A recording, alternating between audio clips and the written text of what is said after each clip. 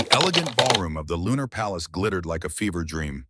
Crystal chandeliers dripped silver light across marble floors so polished they might as well have been mirrors. The air itself seemed to shimmer with anticipation, thick with the mingled scents of 1,000 different perfumes, rose and jasmine and lavender, and something darker, something desperate.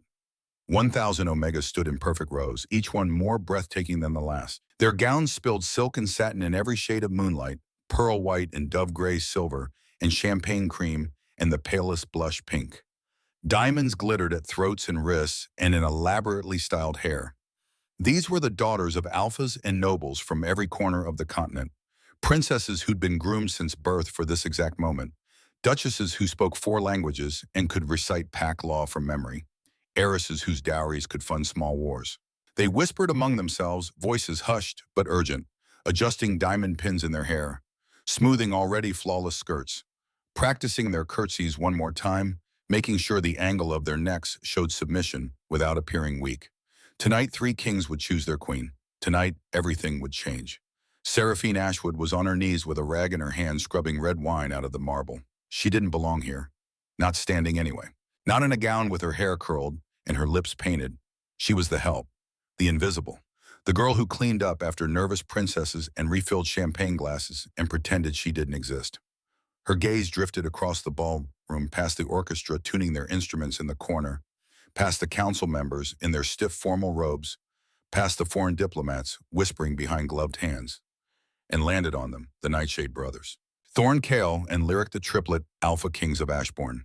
They stood at the far end of the hall on a raised platform, 3 figures carved from shadow and starlight. Even from this distance, even with 1,000 bodies between them, Seraphine could feel the weight of their presence. Power radiated from them like heat from a forge, making the air around them shimmer and bend. Thorn the eldest, by 11 minutes, had his hands clasped behind his back. His dark suit was perfectly tailored, every line sharp enough to cut. His expression was unreadable, the face of a man who'd learned early that showing emotion was the same as showing weakness. His eyes, pale silver, even in human form, scanned the crowd with the cold efficiency of a strategist assessing pieces on a game board. Kale, the middle brother, leaned against a pillar with his arms crossed. Where Thorn was controlled, Kale was coiled tension. His jaw was tight, his shoulders rigid, his entire body language screaming that he'd rather be anywhere but here. His eyes, darker than Thorn's, more gray than silver, swept over the rows of Omegas like a predator, deciding which prey to take down first, and finding none of them worth the effort. Lyric the youngest stood slightly apart from the other 2. His fingers drummed against his thigh in a rhythm only he could hear. His mouth curved in a faint smile, but there was no humor in it. Where his brothers radiated intimidation, Lyric seemed almost gentle, almost approachable, until you looked into his eyes and saw the same steel, the same absolute certainty of dominance, just wrapped in softer packaging. They were supposed to be choosing their queen tonight. One queen, one Omega, one politically advantageous marriage that would secure alliances, stabilize the kingdom, and finally give the council what they'd been demanding for years, an heir. Seraphine snorted softly, turning back to the wine stain. As if any of these princesses actually cared about the kingdom. They cared about power, about status, about becoming the woman who could say she'd tamed 3 alpha kings. Good luck with that. She'd lived in the palace for 5 years now. 5 years of watching the brothers move through the halls like ghosts. Never smiling, never soft, never anything but cold and controlled and utterly, completely untouchable. 5 years of keeping her head down, her sense suppressed, her wolf buried so deep she sometimes forgot it was even there. Wolfless, they called her. The Omega without a wolf, the broken one. She'd been purchased after her pack burned, literally burned, the entire territory reduced to ash and bone by rogue dragonfire. The Silver Pine pack of Wyoming gone in a single night. Seraphine had been 13 years old, covered in soot and blood and the remnants of a life that no longer existed.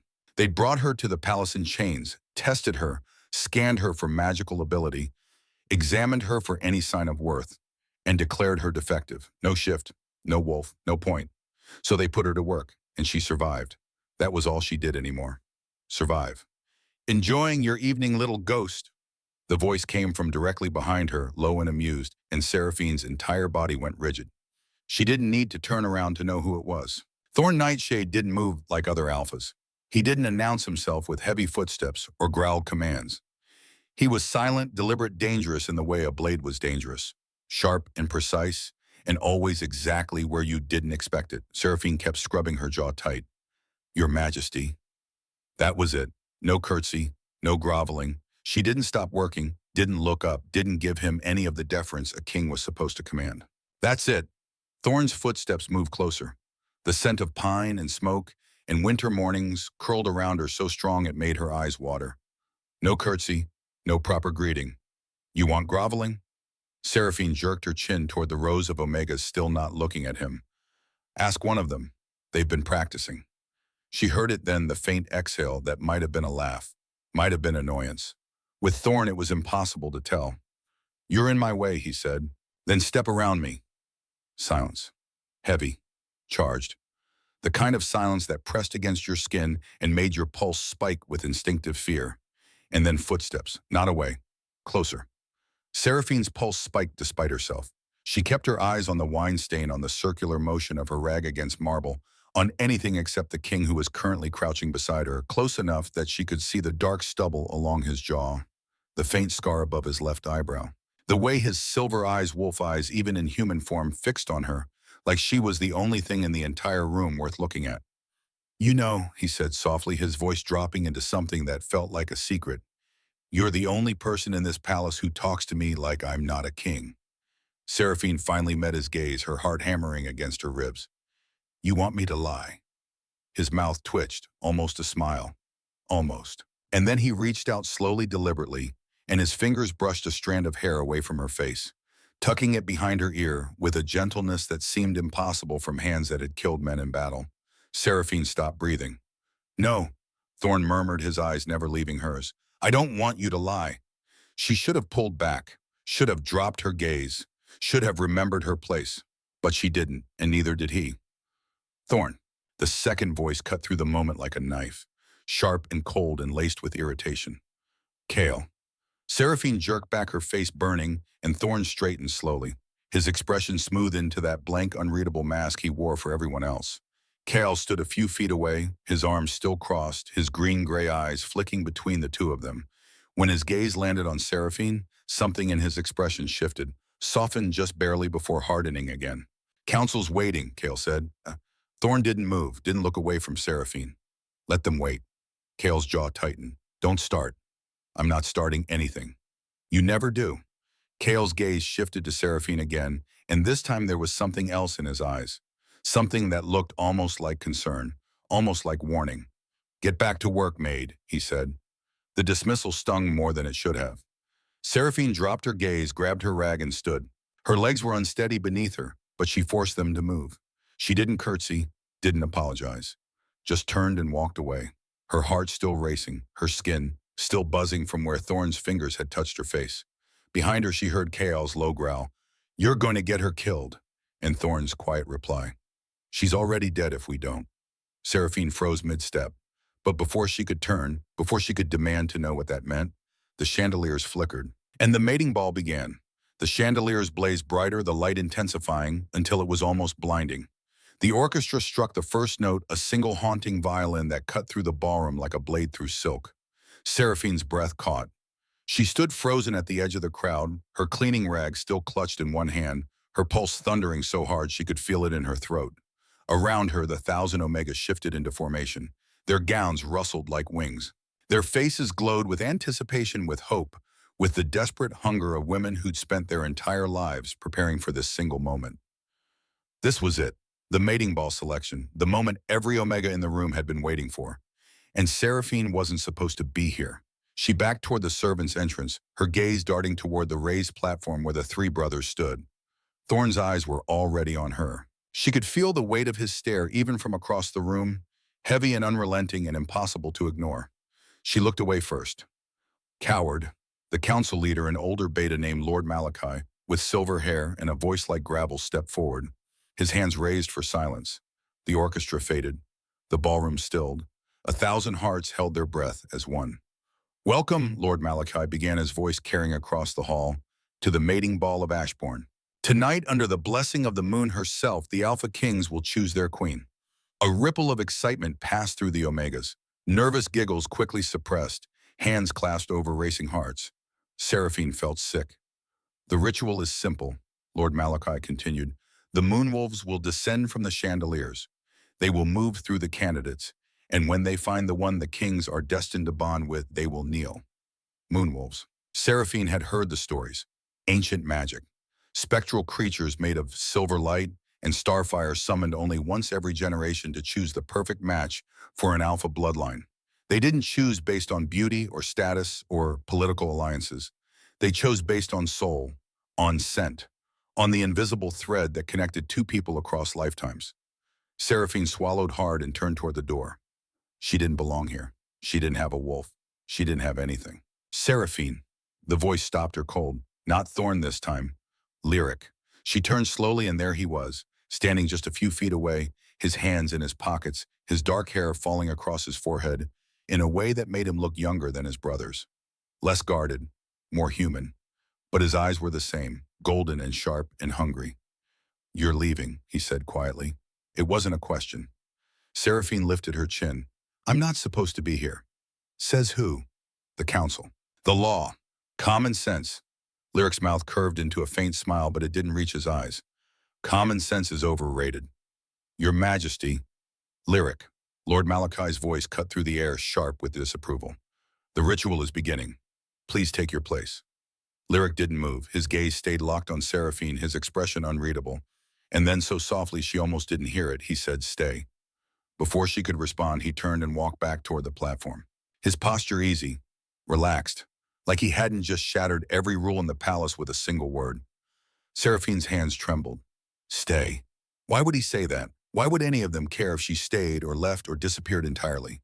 The chandeliers flickered again, and then the light shifted. Silver. Blinding. Otherworldly. The Omegas gasped their heads, tilting back, their hands clasped over their hearts in reverence and fear and desperate hope. Seraphine looked up and saw them. The moonwolves poured from the chandeliers like liquid starlight. Their forms flickered between solid and smoke, between flesh and pure energy. There were 3 of them, each one massive, easily twice the size of any normal wolf. Their fur rippled with silver flames that didn't burn. Their eyes glowed with an otherworldly light that seemed to see straight through skin and bone into the very core of a person. The ballroom held its breath. The first wolf, the largest, descended toward the front row of Omegas. It circled them slowly, its nose lifting to scent the air, its gaze sweeping over faces and bodies and trembling hands. It moved on. The second wolf followed, weaving through the crowd with fluid grace. Its tail brushed against gowns, leaving trails of silver light in its wake. Its eyes narrowed as it passed princess after princess, duchess after duchess.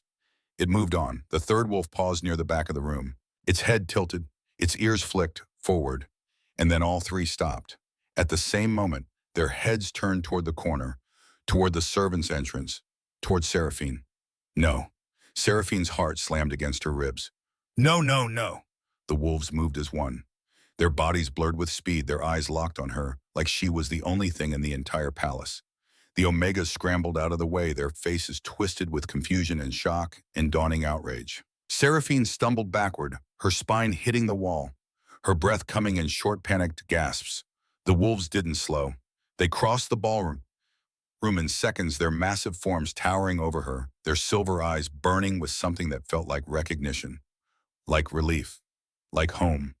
And then in perfect unison, they dropped to their knees, their heads bowed, their eyes closed, their entire bodies radiating submission and reverence and absolute certainty.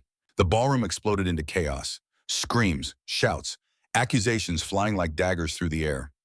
A duchess near the front fainted, her body crumpling to the floor in a heap of silken diamonds. A princess threw her champagne glass at the wall, the crystals shattering into 1,000 glittering pieces. Lord Malachi was yelling something about impossible and mistake, and this can't be happening. But Seraphine couldn't hear any of it, because on the platform Thorn had gone rigid. His hands gripping the railing so hard the wood splintered beneath his fingers. Kale had doubled over his face, contorted in pain, his hand pressed to his chest like something inside him was tearing apart. Lyric had dropped to one knee, his breath coming in ragged gasps, his eyes squeezed shut. And then, as if some invisible string had been cut, all 3 of them collapsed. The sound of their bodies hitting the floor echoed through the ballroom like thunder. Silence fell, heavy, suffocating. Seraphine stared at the platform, her vision blurring, her legs trembling so hard she thought she might collapse too. The moonwolves hadn't chosen a princess.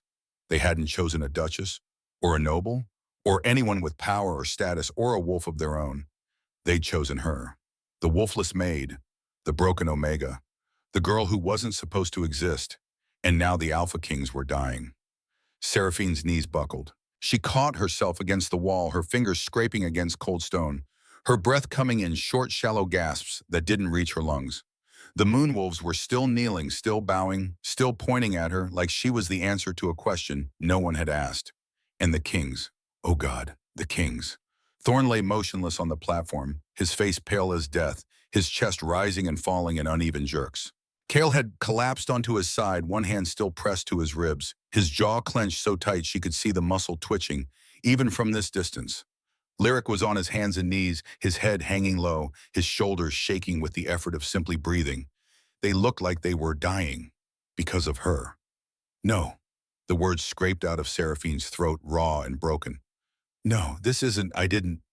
Seize her. Lord Malachi's voice cracked like a whip across the ballroom.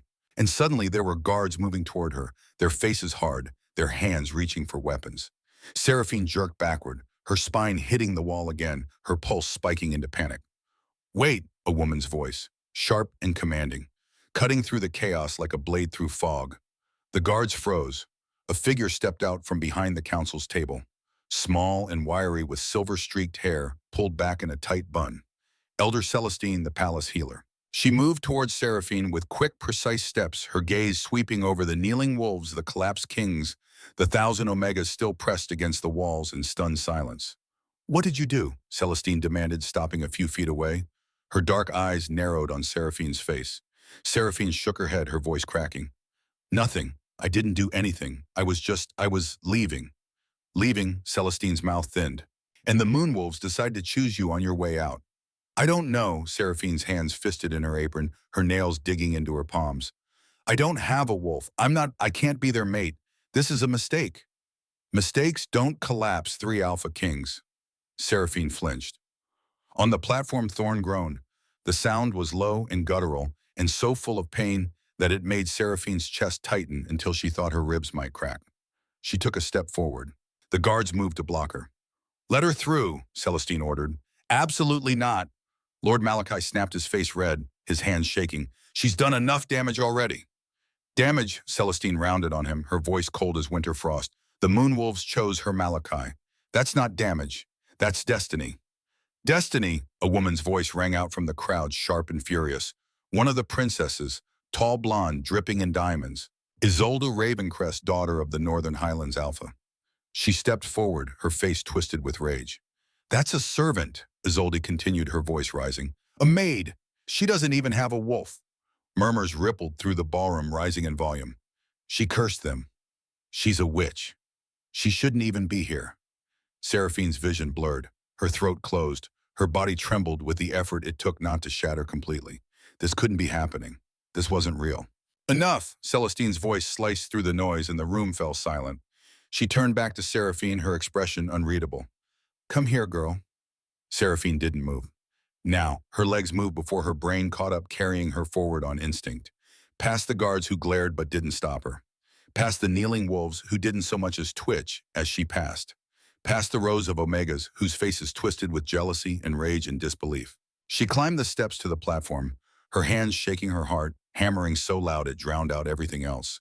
Thorn was closest. She dropped to her knees beside him, her breath hitching as she took in the pallor of his skin, the sweat beading on his forehead, the way his hands were clenched into fists against the floor. Thorn, she whispered, her voice breaking. His eyes fluttered open, just barely. And for a moment, just a moment, they focused on her. Golden, burning, desperate. Run, he rasped, his voice so quiet she almost didn't hear it. What? Run, before. His eyes rolled back. His body went limp. Seraphine's hands shot out, catching his head before it hit the floor. Her fingers tangled in his dark hair, her chest heaving. No, no, no, no. Thorn, stay with me, please. Move aside. Celestine knelt beside her, her hands already glowing faintly with healing magic. She pressed 2 fingers to Thorn's throat, checking his pulse. Then moved to Kale. Then Lyric. Her face grew grimmer with each check. Their wolves are trying to bond, Celestine said quietly, her gaze flicking to Seraphine. All 3 at once. It's tearing them apart. Then stop it, Seraphine's voice cracked. Do something. I can't stop a mating bond. Celestine's expression softened just slightly. No one can. Then what do we do? Celestine hesitated. Her gaze dropped to where Seraphine's hands were still cradling Thorn's head. We complete it. Seraphine's blood turned to ice. What? The bond is incomplete. The wolves chose you, but the kings haven't accepted it yet.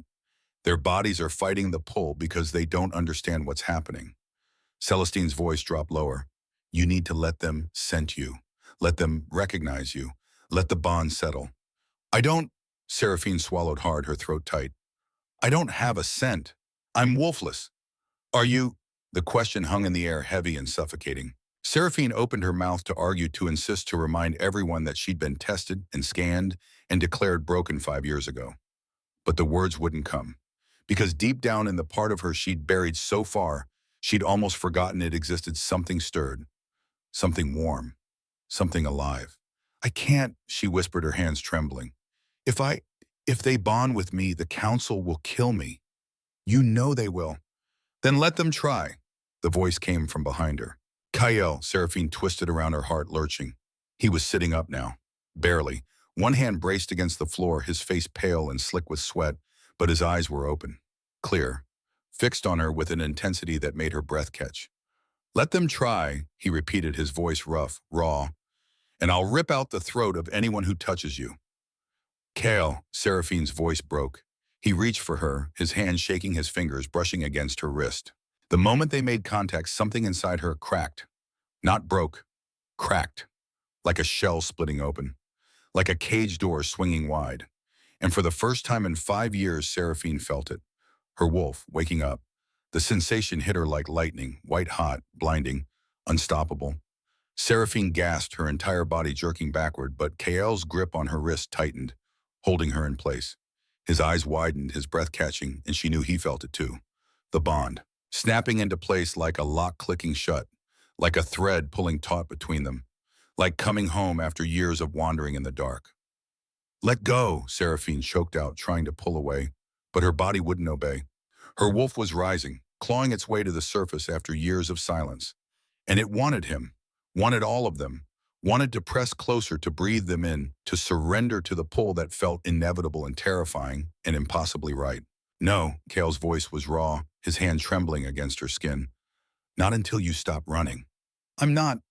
You are, Tsao. His jaw clenched, his gaze dropping to where their hands were connected. You've been running since the moment the wolves chose you. Because staying will get me killed, Seraphine thought, the words burning through her mind. But she didn't say them out loud. She didn't need to. Kael's expression shifted. Something dark and furious flickered across his face. No one is going to kill you, he said. You can't promise that. Watch me.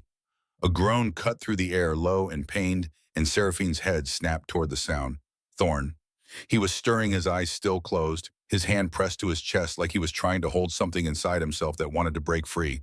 Celestine moved to his side, her hands glowing brighter now, her expression tight with concentration. His heartbeat is stabilizing, she said. Whatever you just did, it's helping.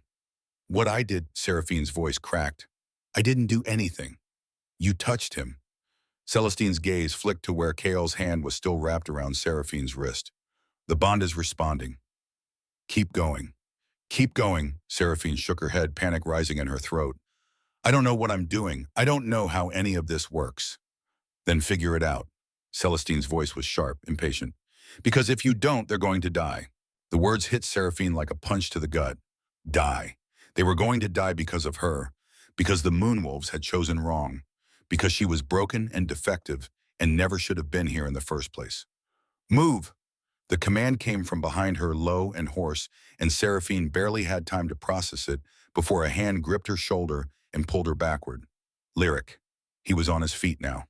Barely. His face pale and slick with sweat, his eyes burning with something that looked like desperation. He pulled her closer, his other hand coming up to cup the side of her face. His thumb brushed against her cheekbone. Breathe, he whispered, his voice shaking. Just breathe. Seraphine tried. She really did. But her lungs wouldn't cooperate, her chest tight, her vision blurring at the edges. I can't, she gasped. I can't do this. Yes, you can. Lyric's hand slid down to her neck, his fingers resting just above her pulse, and the touch sent another jolt through her. Softer this time. Warmer. like he was grounding her, pulling her back from the edge of panic. "Look at me," he said quietly. She did. His eyes were gold like his brother's, but lighter, softer, less guarded. "You're not broken," he said, his voice steady despite the tremor in his hands. "You never were." Seraphine's throat closed, her eyes burning with tears she refused to let fall. "You don't know that." "I do." His thumb traced a slow line along her jaw, his touch impossibly gentle. "I've known since the first time I saw you." The first time, 5 years ago, the day they brought her to the palace in chains. She'd been 13, alone, covered in ash and blood and the remnants of a pack that no longer existed. The council had dragged her through the gates like a criminal, their voices cold and clinical as they declared her wolfless, defective, worthless, and Lyric had been there, standing at the top of the steps, his hands shoved in his pockets, his expression unreadable. She thought he was just another alpha, another person who saw her as less than nothing. But now, looking into his eyes, she saw the truth. He'd been watching her even then. "Why?" The word slipped out before she could stop it, raw and broken. "Why would you care about me?" Lyric's mouth curved into a faint, sad smile. "Because you're ours." Ours, the word wrapped around her like a vice, squeezing the air from her lungs. "No," Seraphine shook her head, pulling back, but Lyric didn't let go. "I'm not. I'm nobody. You're everything." The voice came from the floor. Thorn. He was sitting up now, his hands still pressed to his chest, his breathing ragged but steady. His gaze locked on hers, and the intensity in his eyes made her knees weak. "You've always been everything," he said quietly. "We just couldn't tell you." Seraphine's heart slammed against her ribs. "Why not?" "Because the council would have killed you the moment they knew." The ballroom went silent. Even the Omegas, still pressed against the walls, stopped whispering. Even Lord Malachi, red-faced and furious, went still. Seraphine stared at Thorn, her mind reeling. "What?" Thorn pushed himself to his feet, swaying slightly, but his gaze never left hers. "I'm saying we've known about the bond for 5 years, since the day you arrived." Gasps rippled through the crowd. Lord Malachi's face went from red to purple. "That's impossible," he sputtered. "She's wolfless. She can't be bonded to anyone." "She's not wolfless?" Kale was standing now too, his hand still wrapped around Seraphine's wrist, like he was afraid she'd disappear if he let go. Her wolf was sealed, deliberately. Seraphine's blood turned to ice. "What?" Celestine straightened, her expression shifting from confusion to something darker. "Sealed," she repeated slowly. "By who?" "By the council." Thorn's voice was cold, lethal. He took a step toward Lord Malachi, and the older man actually stumbled backward. 5 years ago. Thorn continued, his words precise as blade strikes, the night she arrived. A healer examined her, used a spell to scan for her wolf, and the council ordered him to make sure she never shifted. Seraphine's knees gave out. Lyric caught her, his arms wrapping around her waist, pulling her back against his chest. She could feel his heartbeat against her spine, steady and strong, and it was the only thing keeping her from falling apart completely. "They sealed my wolf," she whispered, her voice hollow. "Wipe because they knew." Thorn's jaw tightened, his hands curling into fists. "They knew the Moonwolves would choose you. They knew you were destined to be our queen, and they couldn't allow it." "Why not?" Seraphine's voice cracked, her vision blurring. "Why would they care?" "Because you're not a princess." Kale's voice was rough, bitter. "You're not politically valuable. You don't come with alliances or dowries or armies. You're just a girl who survived something she shouldn't have. And that made you dangerous." Seraphine's chest tightened, her breath coming in short, painful gasps. All this time, 5 years of believing she was broken, 5 years of thinking she was worthless, and it had all been a lie. "They stole my wolf," she said quietly, her voice shaking with something that felt like rage. "They took it from me." "Yes." Thorn stepped closer, his gaze never leaving hers. "And we're going to make them pay for it." "Your Majesty," Lord Malachi's voice was sharp, desperate. "You can't possibly believe this girl is your destined mate. The Moonwolves were clearly tampered with. This is a plot, a conspiracy to destabilize the kingdom." "The only conspiracy here," Kale growled, his eyes flashing gold, "is yours." "Mine," Lord Malachi sputtered. "I have served this kingdom for 30 years. I would never—" "You sealed her wolf." Thorn's voice dropped into something cold and deadly. "You tried to erase her, and now you're going to answer for it." "I did no such thing," Lord Malachi straightened, his chin lifting. "And I will not stand here and be accused by 3 alphas who are clearly under the influence of dark magic." Dark magic. Lyric's laugh was low and humorless. He turned Seraphine in his arms, his hands cupping her face, his gaze burning into hers. You think this is magic, he said softly. This is fate. And then he kissed her. The kiss was calm, too soft, like Lyric was afraid she'd break if he pressed too hard, if he took too much, if he let himself feel everything he'd been holding back for 5 years. Seraphine froze her hands, hovering in the air between them, her mind blank, her body trembling with the effort it took not to melt into him completely. His lips were warm, gentle, achingly tender. And when he pulled back just barely, just enough to look at her, his eyes were wet. I'm sorry, he whispered, his voice cracking. I'm so sorry we didn't protect you. Seraphine couldn't speak, couldn't breathe, couldn't do anything but stare at him, at the pain etched into every line of his face, at the guilt that radiated from him like heat. Behind her, she heard Kael's low growl, felt a shift in the air as he moved closer. And then his hand was on her back, steady and grounding, his voice rough when he spoke. We tried, Kael said, and there was something broken in his tone. We fought them. We argued. We threatened. But we were 17. We had no power, no authority. Our father was still alive, Thorn added, his voice cold. And the council. He stopped, his jaw clenched, his hand tightened into a fist. The council owned us, he finished. Seraphine's vision blurred with tears she couldn't hold back anymore. They'd known. For 5 years they'd known about the bond, and they'd stayed silent, stayed distant, let her believe she meant nothing, to protect her. You could have told me, she whispered. And gotten you killed, Lyric said softly, his forehead pressed to hers. The moment the council suspected we cared, they would have sent you away. Or worse. Worse, Seraphine's stomach twisted. She thought about the past 5 years, the way the brothers had kept their distance, the way they'd barely looked at her, barely spoken to her, except in passing.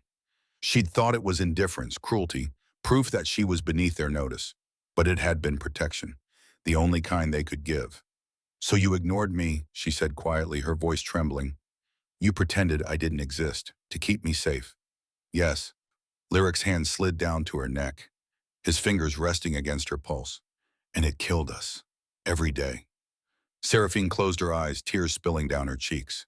She wanted to be angry, wanted to rage at them for leaving her in the dark, for letting her suffer alone. But all she felt was tired. So tired.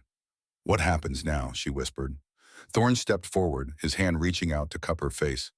Now, he said quietly, we finish what the council tried to stop 5 years ago. And in the ballroom with 1,000 witnesses watching, the Moonwolves lifted their heads and howled. The Moonwolves' howl echoed through the ballroom like thunder rolling across mountains. It wasn't a sound meant for human ears. It vibrated in Seraphine's bones, in her chest, in the hollow space where her wolf had been sleeping for 5 years. And her wolf answered, not with a howl, not yet, but with a stirring, the stretching, the slow unfurling of something that had been curled tight and dormant for so long, she'd forgotten what it felt like to be whole. Seraphine gasped, her hand flying to her chest. Easy, Lyric murmured, his arms still around her waist, holding her steady. Don't fight it. I'm not. Her breath hitched. I don't know what's happening. Your wolf is waking up, Celestine said, moving closer. Her healer's eyes swept over Seraphine with clinical precision. The seal is cracking. The bond is doing what it was always meant to do, making you whole again. Making her whole. The word should have brought relief, joy, hope. Instead, Seraphine felt terror clawing up her throat. Because whole meant visible, whole meant valuable, whole meant she would become exactly what the council had tried to prevent 5 years ago. A threat. I can't, she whispered, pulling away from Lyric. Her legs were unsteady beneath her, but she forced them to move. Away from the kings, away from the Moonwolves still kneeling in reverence, away from the 1,000 pairs of eyes watching her like she was something fascinating and terrible all at once. Seraphine, Thorn started. No, she shook her head, backing toward the edge of the platform. You don't understand. If I accept this, if I let the bond complete, I become the girl who stole 3 kings, the Omega who ruined their alliances. The reason the kingdom falls apart. The kingdom won't fall apart, Kael growled, moving toward her. You don't know that. Seraphine's voice rose, desperation bleeding through. You don't know what they'll do, what the council will do, what she'll do. She gestured wildly toward Isolde, whose face had gone from shock to fury to something that looked dangerously close to calculation. Isolde stepped forward, her diamond-encrusted gown catching the light like shattered ice. So you won't accept the bond, she said, her voice dripping with false concern. You won't let them claim you. That's not what I said, Seraphine shot back. Then what are you saying? Isolde tilted her head, her expression a perfect mask of innocence. Because it sounds like you're refusing your destined mates in front of the entire kingdom, which by pack law nullifies the bond entirely. Seraphine's stomach dropped. Nullifies the bond. She looked at Thorn, at Kyle, at Lyric, searching their faces for some sign that Isolde was lying. That this was just another game, another power play, another manipulation. But the expressions she found were grim, tense, afraid. That's not how it works, Celestine said, but even her voice lacked its usual conviction. Actually, Lord Malachi said, stepping forward with a leather-bound book clutched in his gnarled hands, it is. He opened the book with deliberate slowness, his fingers wrinkled and spotted with age, tracing down a page of cramped, archaic handwriting. The kind of script that had been penned centuries ago, when laws were carved in stone and tradition held more weight than mercy. According to the mating laws established 3 centuries ago, he read, his voice carrying across the silent ballroom with the weight of absolute authority. If an Omega refuses to complete the bond within 24 hours of the Moonwolf's selection, the bond is considered void. His pale eyes lifted to meet Seraphine's cold and calculating. The selection is reopened, and the rejected Omega is banished from the territory, permanently. The word hung in the air like an executioner's blade. Banished. Seraphine felt the ground tilt beneath her feet. Banished meant alone. Banished meant no pack, no protection, no way to survive in a world where lone wolves were hunted for sport, or worse. You can't do that, Kale snarled, moving toward Lord Malachi with predatory intent. But the older man didn't flinch, didn't step back. He simply closed the book and held it against his chest like a shield. It's the law, Your Majesty, written by your own ancestors to prevent exactly this kind of manipulation, this kind of chaos. This isn't manipulation. Thorn snapped, his voice sharp as breaking glass. She's terrified. She's been through hell tonight. Give her time to think, to understand what's being asked of her. The law doesn't allow for time, Lord Malachi said, his voice cold as winter frost. She accepts the bond now before midnight strikes, or she forfeits it entirely. Those are the only options. Now, the word echoed in Seraphine's head louder than the Moonwolf's howl, louder than her own heartbeat, thundering in her ears like war drums. She had to choose, right now, in front of 1,000 witnesses who wanted her to fail, who needed her to fail because her success meant their world would shatter. Her knees buckled, and Lyric was there in an instant, his arms wrapped around her waist, pulling her back against his chest, holding her upright when her own body wanted to collapse. Don't listen to them, he whispered, his breath warm against her ear. We'll figure this out. We'll find another way. There's always another way. There is no other way, Seraphine said, her voice hollow, empty. Then we leave, Kel said, moving to her other side. His presence was solid, grounding a wall of muscle and fury between her and the world. All 4 of us, right now, we walk out of this ballroom, out of this kingdom, and we never look back. Seraphine stared at him, her breath catching in her throat. You can't leave. You're the king's. This is your kingdom, your people, your responsibility. I don't care. Kale's voice was raw, desperate. The words of a man who'd finally found something worth more than duty. If staying here means losing you, then I don't want it. Any of it. The crown, the throne, the responsibility, none of it matters if you're not here. Kale, Thorn's voice held a warning edge. I don't care, Kale repeated louder this time. His gaze shifted to his brother, his eyes blazing with something that looked like years of suppressed rage finally breaking free. We've spent 5 years playing their game. 5 years pretending. 5 years watching her suffer because we were too afraid of what they'd do to her if we showed we cared. And for what? So the council could maintain their precious order, so nobles could keep their alliances. I'm done, Thorn. I'm done sacrificing her for a system that was broken long before we were born. You're talking about abandoning the kingdom, Thorn said, his jaw clenched so tight Seraphine could see the muscle jumping. Abandoning thousands of wolves who depend on us. Everything our family built. Our family built this on lies and manipulation. Kale shot back, his voice rising with each word. They sealed an innocent 13-year-old girl's wolf to protect their political games. They let her believe she was broken, worthless, defective for 5 years. So yes, I'm talking about abandoning it, because she's worth more than all of it combined. She's worth more than this entire kingdom. Seraphine's breath caught tears spilling down her cheeks in hot trails. He meant it. She could see it in his eyes, feel it through the incomplete bond that pulsed between them like a living thing. He would walk away from everything for her. "You can't," she whispered, her voice breaking. "You can't give up your kingdom for me. I'm not worth that. I'm just, don't." Kale's hand cupped her face, forcing her to meet his gaze. "Don't you dare say you're not worth it. Don't you dare believe the lies they told you." "Kale, stop." Thorn moved between them, his hands raised in a gesture that was half placating, half commanding. "This isn't the answer. Running won't solve anything. It won't change the laws. It won't break the council's power. It'll just make us fugitives and leave the kingdom in chaos." "Then what is the answer?" Kale demanded. "Let them banish her. Let them take her away and pretend the Moonwolves didn't choose her. Let them win." "No, Thorn's voice dropped to something quiet and deadly. "We fight. We've been fighting for 5 years." Lyric said, his arms still wrapped around Seraphine, his voice strained with exhaustion. "And it got us nowhere. They're not going to change Thorn. They're not going to suddenly decide she's worthy. The council doesn't work that way. They never have. Then we don't ask them to change," Thorn said, turning back to Seraphine. His silver eyes not wolf eyes now, but something harder. Something forged in the fires of political warfare locked onto hers. "We make them. We make them see what we see. We make them understand that you're not just worthy of being our queen. You're the only one who ever could be."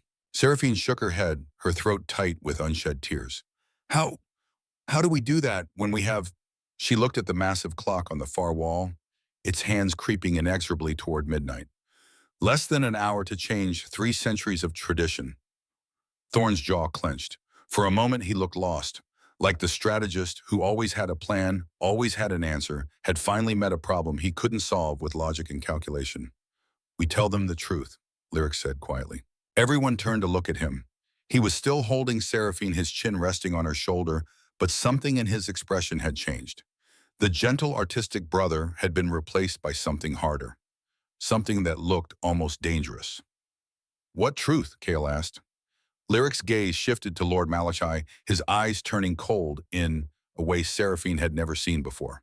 "The truth about why they really sealed her wolf. The real reason they've been so afraid of her for 5 years. Lord Malachi's face went pale. "I don't know what you're implying, Your Majesty, but—" "Yes, you do."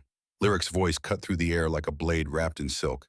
He gently turned Seraphine in his arms so she was facing the crowd but kept his hands on her shoulders, supporting her, anchoring her to the moment. "You sealed her wolf because you were afraid." He said, his words carrying across the silent ballroom with the clarity of a bell. "Not of political instability. Not of losing carefully crafted alliances. Not of anything so noble as protecting the kingdom." He paused, letting the silence stretch. "You were afraid of her." Seraphine's pulse spiked, confusion swirling through her mind. "Afraid of me?" Her voice came out barely above a whisper. "Why would anyone be afraid of me?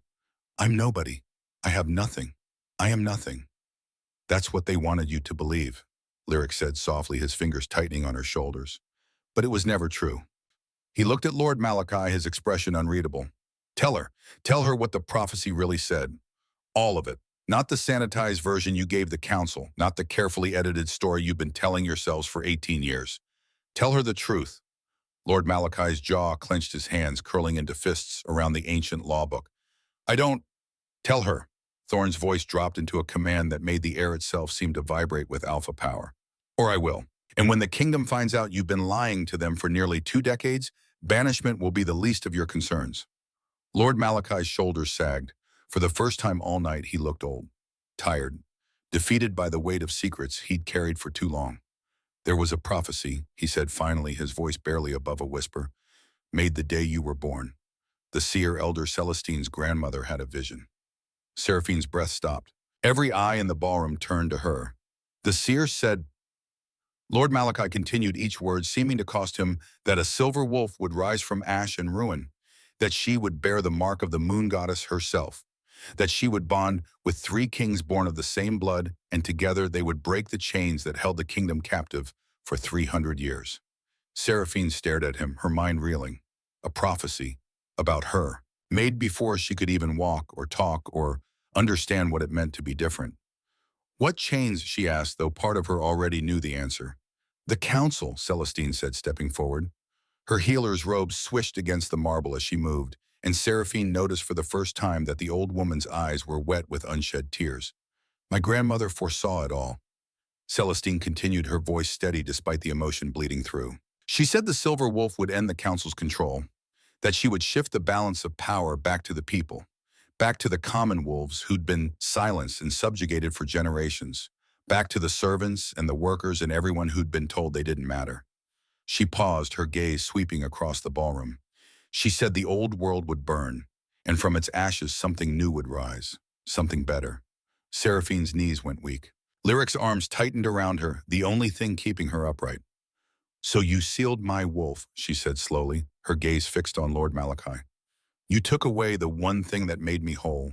You condemned me to 5 years of believing I was broken, all to stump a prophecy." "We sealed your wolf to protect the kingdom," Lord Malachi said, but his voice lacked conviction. The words sounded hollow even to his own ears.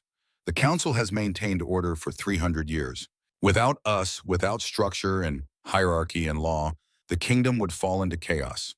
Wolves would turn on each other. The strong would prey on the weak. Everything would collapse. Without you," Kale growled, his voice dripping with contempt, "the kingdom might actually have a chance to be something other than a gilded cage for the powerful and a prison for everyone else." "This is absurd," Isolde cut in, her voice sharp enough to cut glass. She stepped forward, her blonde hair gleaming in the chandelier light, her face flushed with anger. "You're basing this entire decision on some ancient prophecy, on the ramblings of a seer who's been dead for years. How do we even know it was real? How do we know it wasn't just the delusions of an old woman seeing patterns in randomness?" "The seer was my grandmother," Celestine said, her voice dropping to something cold and dangerous. "And she was never wrong. Not once in 50 years of visions. She predicted the dragon fire that would destroy the Silverpine Pack. She predicted the drought that nearly starved the eastern territories. She predicted the death of the old king 3 days before it happened." Her gaze locked onto Isolde. "So when she said a silver wolf would rise from the ashes of Silverpine, when she said that wolf would be born with the moon's blessing, when she said she would change everything, I believed her. The council believed her too. That's why they acted." Isolde's mouth snapped shut, but her eyes blazed with fury. Seraphine's hands trembled, her mind spinning with the weight of it all. A prophecy. Ancient magic.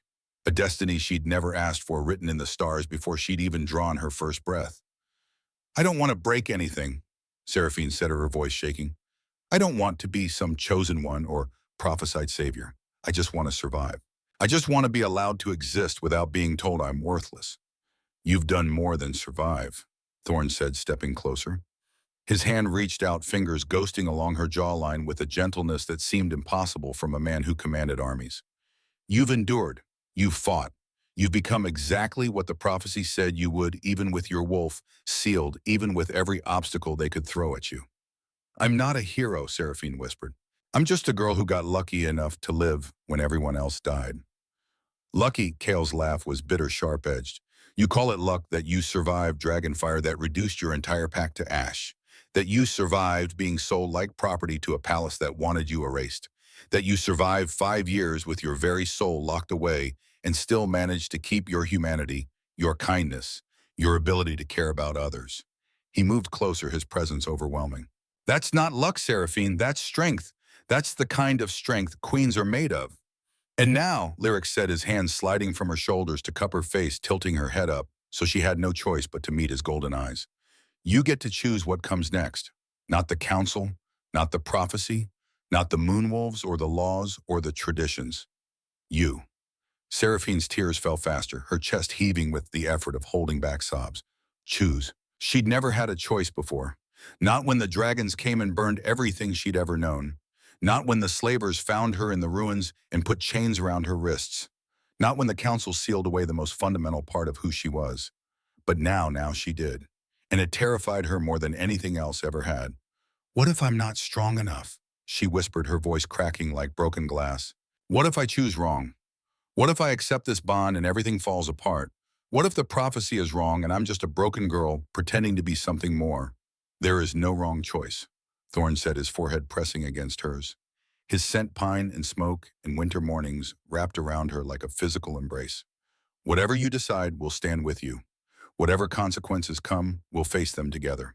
Even if it means walking away from everything." Kale added, his hand finding hers and squeezing tight. even if it means fighting a war against the council and every noble who profits from the current system. Lyric finished, his thumb brushing away the tears on her cheeks. Even if it means dying, Thorn said quietly. We've already decided, Seraphine. 5 years ago, when we first felt the bond, when we first realized what you were to us, we chose you. We've been choosing you every day since, even when we couldn't show it. Even when it meant watching you suffer from a distance. We chose you then, and we choose you now. Seraphine closed her eyes, her breath shuddering through her lungs. And for the first time all night, she let herself really feel it. The bond. Not just the pull between her and the three kings, though, that was there, a golden thread wrapped around her heart, tugging her toward them with an inevitability that felt like gravity. But something else too. Something bigger. A connection to every servant in the ballroom who'd spent their lives being invisible. To every Omega who'd been told their only value was in their beauty or their ability to produce heirs. To every wolf who'd ever been deemed less than unworthy, broken. She thought about the prophecy, about breaking chains and shifting power and giving voice to the voiceless. She thought about the girl she'd been 5 years ago, 13 years old, covered in ash and blood, dragged into a palace in chains and told she was defective. And she thought about the girl she was now. Still scared, still uncertain, still feeling the weight of impossible expectations pressing down on her shoulders. But not broken, never broken. She opened her eyes and looked at the massive clock on the wall. 11:58, 2 minutes left. 2 minutes to decide the rest of her life. The rest of everyone's lives. She turned to face the ballroom, her hands still gripped in lyrics, her body steady despite the fear coursing through her veins like ice water. 1,000 faces stared back at her. Nobles in their finery, Omegas in their silk gowns, servants pressed against the walls, guards with their hands on their weapons, the council with their ancient laws and their desperate need to maintain control. And in that moment, Seraphine understood something fundamental. This wasn't about her. It had never been about her. It was about every person in this room who'd ever been told they didn't matter, who'd ever been silenced or dismissed or made to feel small. The prophecy wasn't about one girl becoming queen. It was about an entire kingdom learning that power didn't come from bloodlines or titles or carefully maintained hierarchies. It came from choosing to stand up, from choosing to be seen, from choosing to exist loudly in a world that wanted you quiet. I accept the bond, she said, her voice clear and strong, carrying across the silent ballroom like a bell. The ballroom exploded into chaos, gasps and shouts and accusations flying like arrows through the air. A duchess near the front actually fainted, her body crumpling to the floor in a heap of emerald silk. Someone threw a champagne glass against the wall, crystal shattering into 1,000 glittering pieces. But Seraphine didn't hear any of it. She only heard her own heartbeat, steady and sure, and the sharp intake of breath from the 3 men standing around her. Thorn moved first. His hand slid to the back of her neck, fingers threading through her hair with a possessiveness that should have frightened her but instead felt like safety, like home. He pulled her close, his forehead resting against hers, his breath warm against her lips. Say it again, he whispered, his voice rough with emotion barely held in check. I need to hear it again. I need to know this is real. Seraphine's breath hitched, but her voice didn't waver. I accept the bond, all of it. The prophecy, the responsibility, the consequences. Everything. She pulled back just enough to meet his eyes. Mark me. Thorn's eyes closed, his jaw clenching so tight she could see the muscle jumping beneath his skin. For a moment she thought he might break. Thought 5 years of waiting and wanting and holding back might finally shatter him completely. But then he opened his eyes, and the look in them stole the breath from her lungs. Not silver anymore, pure molten gold. The wolf so close to the surface she could feel its presence like a physical weight. Are you sure? He asked quietly, his thumb brushing against her jaw in a gesture achingly tender. Once we do this, there's no going back. You'll be bound to us, to me, to them, to this kingdom for the rest of your life. You'll be our queen, our mate, our equal. And that means you'll share in everything. The danger, the politics, the weight of the crown. He paused, his gaze searching hers. It means they'll come for you. The council, the nobles who profit from the old ways, everyone who sees you as a threat to their power.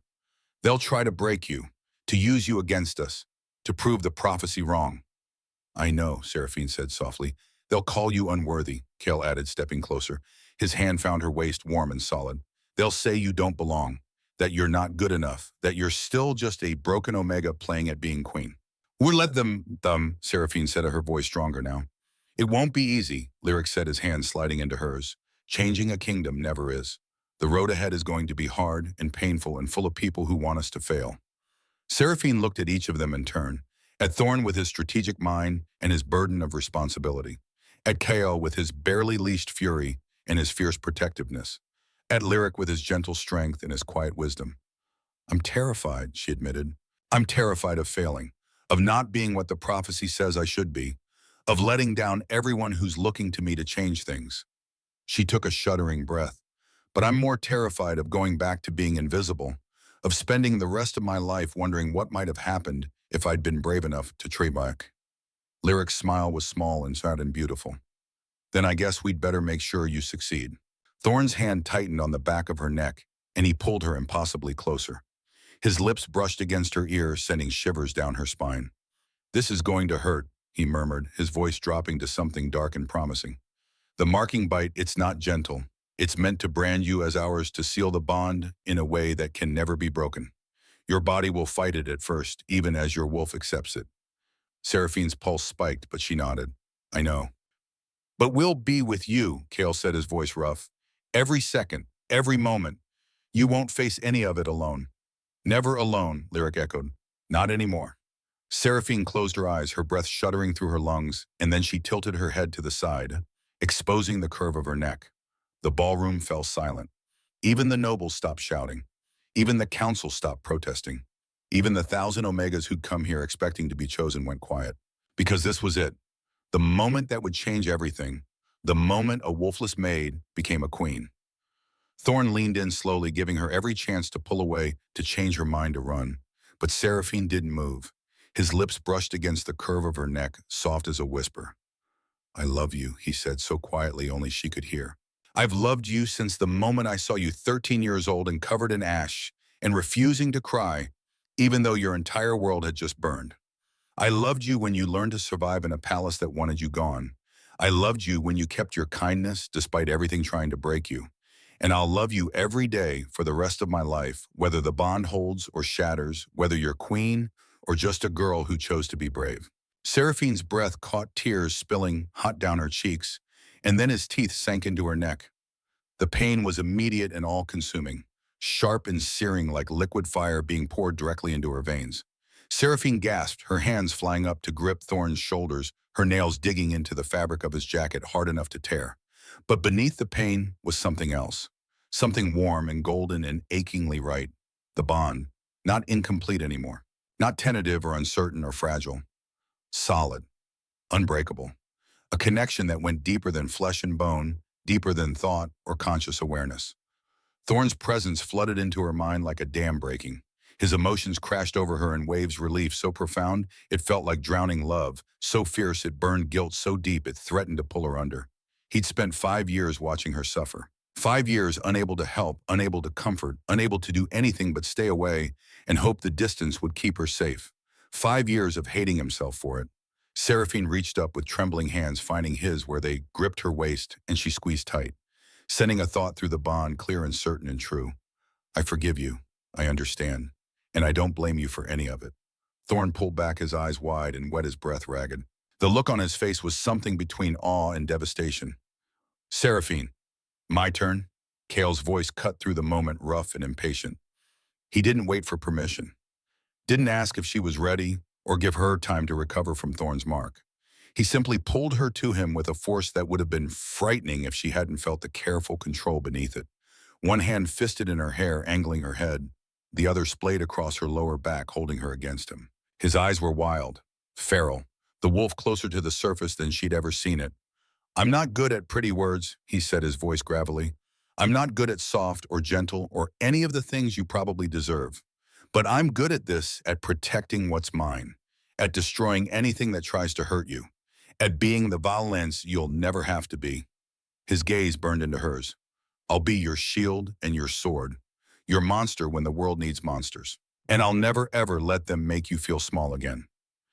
And then he bit down, harder than Thorn, fiercer, a claiming that was as much brand as bond. The pain was sharper this time, more intense, and Seraphine cried out.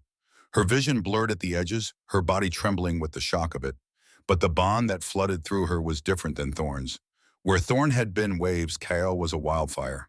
All-consuming heat and barely controlled fury, and a protective instinct so strong it felt like violence contained in a vessel of flesh. He would kill for her, would burn down kingdoms and slaughter armies and paint the ground red with the blood of anyone who dared threaten her. And beneath all that rage was a fear that kept him awake at night. Fear that his violence made him unworthy, that his inability to be soft made him a poor choice for someone who deserved gentle hands and tender words. Seraphine sent her thoughts through the bond, fierce and certain. You're not too much. You're not too violent or too damaged or too anything. You're exactly what I need. Exactly who I choose. Kale pulled back with a sound somewhere between a growl and a sob, his forehead pressed against hers, his breath coming in short, sharp gasps. I'll try, he said hoarsely, to be better, to be softer when you need soft. Don't, Seraphine whispered. Don't change who you are. I need you exactly as you are. Lyric, Thorn said quietly. She needs all three bonds to be complete before midnight. Lyric stepped forward, and his approach was completely different from his brother's. He didn't grab or claim or possess. He simply opened his arms. An invitation. A choice. Seraphine moved into his embrace, her body aching from two marks already burning on her skin, her mind reeling from the weight of two powerful presences now tangled with her own thoughts. Lyric's hands came up to cup her face with a gentleness that made her want to cry. I don't have Thorn's strategies or Kale's strength, he said softly. I don't have grand promises or fierce declarations. All I have is this. He pressed his hand over her heart, feeling the frantic rhythm beneath her ribs. I will see you, really see you, not the prophecy or the queen or the symbol of revolution. Just you, the girl who hums while she works because silence feels too heavy, who saves the burnt edges of bread for the kitchen cats, who apologizes to furniture when she bumps into it. His smile was soft and sweet and achingly tender. I'll remember all the small things everyone else forgets, and I'll love you for them. Seraphine's tears fell freely now, her voice catching. I see you too, the way you tap rhythms on every surface, how you close your eyes when you listen to music, how you put yourself between your brothers when they fight because you can't stand watching them hurt each other. Lyric's breath shuddered. Together then. Together. When Lyric's teeth found the hollow of her throat, the sensation was different again. Gentle. Almost reverent. Like he was afraid she might shatter if he pressed too hard. But the bond that flooded through her was vast and deep as an ocean. Lyric's presence filled the empty spaces in her mind with warmth and light, and a love so complete it felt like being wrapped in sunlight. He saw everything, every scar, every fear, every moment of pain she'd tried to hide from the world, and he loved her anyway. Not despite her brokenness, but including it, all of it. Seraphine wrapped her arms around his neck and sent one final thought through the Trinity bond now connecting all four of them. I love you, all of you, and I choose this. I choose us. Lyric pulled back slowly, his eyes shining with unshed tears, and when he smiled, it was like sunrise breaking over mountains. The bond settled between them. Between all four of them, warm and golden and absolutely, completely unbreakable. Seraphine could feel them now, really feel them. Thorn's calculating mind already racing through strategies to protect her. Kale's fury simmering just below the surface, ready to be unleashed on anyone who threatened her. Lyric's steady presence and anchor in the storm of emotions. She wasn't alone in her own mind anymore. She would never be alone again. The ballroom remained frozen, suspended in the moment between the old world and the new. Then slowly Elder Celestine stepped forward. Her healer's robes swished against the marble as she crossed the distance between the council's table and the platform. Every eye tracked her movement, every breath held. When she reached the base of the steps, she did something no one not in 300 years of council rule had ever seen her do. She dropped to one knee, her head bowed, her hand pressed over her heart. My queen. Celestine said, her voice carrying across the silent hall with the weight of history shifting on its axis. The words hung in the air like a declaration of war. A ripple passed through the crowd, not among the nobles, not among the 1,000 Omegas in their silken diamonds who'd come here expecting to be chosen. Among the servants, a young maid near the east wall was the first. She looked no older than 16, her simple gray dress marking her as kitchen staff. She set down her tray of dirty champagne glasses, carefully, quietly, as if afraid of breaking the moment, and sank to her knees. Her eyes never left Seraphine's face. Then another, a footman by the orchestra. His livery was worn at the edges, the kind of subtle shabbiness that came from years of use without replacement. He went down on one knee, his weathered hands folded in front of him. Then another, and another.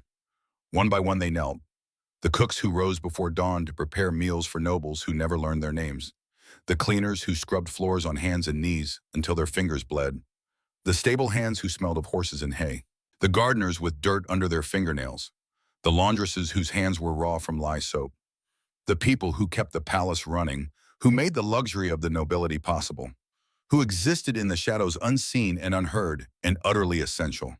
The people who, like Seraphine, had been told they didn't matter. Until now. Seraphine's breath caught tears burning behind her eyes. She tried to speak, to tell them to stand, to say they didn't have to do this. But Thorn's hand tightened on her waist. "Let them," he murmured against her ear. "They're not kneeling because they have to. They're kneeling because they choose to." And in that moment, Seraphine understood. This wasn't submission. This was revolution. Not everyone knelt. The nobles remained standing, their faces twisted with confusion and outrage and barely concealed fury. The 1,000 Omegas who'd come to compete for a crown watched in stunned silence as their world turned inside out. Isolde Ravencrest stood at the front of the crowd, her diamond gown glittering like weaponized ice in the chandelier light. Her face had gone pale, her hands clenched into fists, so tight her knuckles had turned white. For a long moment she simply stared. At Seraphine, at the kings, at the servants kneeling one by one like a wave spreading across the ballroom floor. Then she stepped forward. Her heels clicked against marble with the precision of a countdown. "You think you've won," she said quietly, her voice cutting through the silence like a blade through silk. "But you have no idea what you've started, what you've just unleashed." Seraphine met her gaze steadily, her chin lifting, despite the exhaustion threatening to pull her under. "Then I guess we'll figure it out together." Isolde's jaw clenched. Her eyes blazed with something complex, fury and grief, and something that might have been respect, all tangled together in a knot too complicated to unravel. "My father died fighting for change," she said, her voice shaking despite her obvious attempt at control. "Lord Marcus Ravencrest.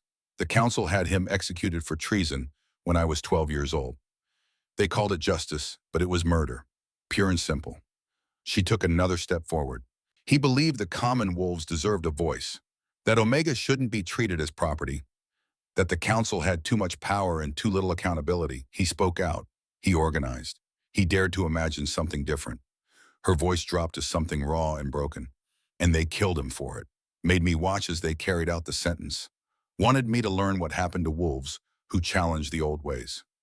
Seraphine's heart clenched. "I'm sorry," she said softly. Isolde's laugh was bitter. "Don't be sorry. Be smart. Because they'll try to do the same thing to you. They'll call you a threat to stability. An upstart who doesn't know her place. They'll find reasons to question your legitimacy, your worthiness, your right to stand beside 3 kings." She paused, her gaze sweeping over the kneeling servants, the shocked nobles, the moonwolves fading silver light.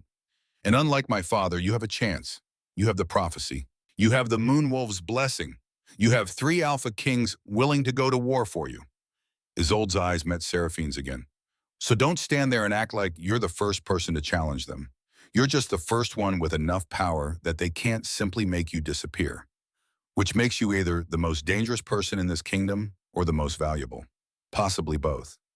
Seraphine stepped forward, off the platform, moving toward Isolde, despite Kale's growl of warning. "Then help me," she said quietly. "Help me finish what your father started.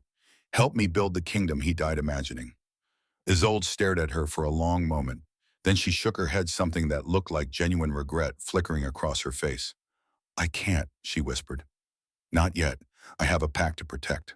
200 wolves in the northern highlands who depend on me staying alive, staying in power, staying on the council's good side.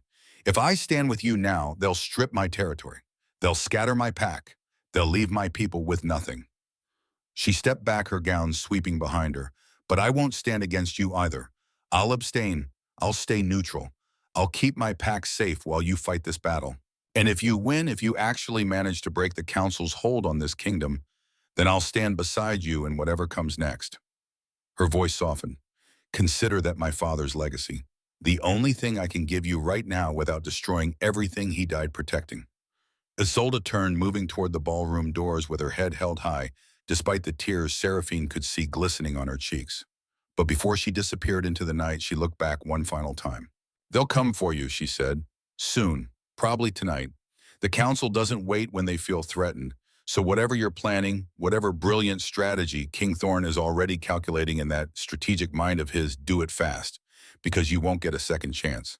And then she was gone, the ballroom doors closing behind her with a finality that sounded like a warning bell. The silence stretched.